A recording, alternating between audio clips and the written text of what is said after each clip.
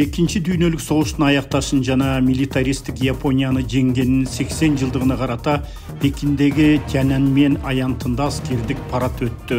Ардактуу коноктордун арасында Россия, Кыргызстан, Казакстан, Өзбекстан, Тажикстан, Азербайжан, Иран жана башка 20дан ашуун чет мамлекет башчылары келишти.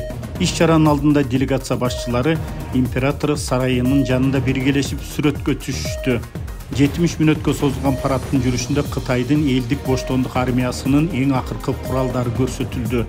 Алардын арасында зениттик жана кемеге каршы системалар, учкучсуз учактарга каршы заманбап каражаттар, согуштук жана чалгындоо максатындагы учкучсуз учуучу аппараттар, орто аралыкка учуучу жана континенттер аралык баллистикалык ракеталар көрсөтүлдү.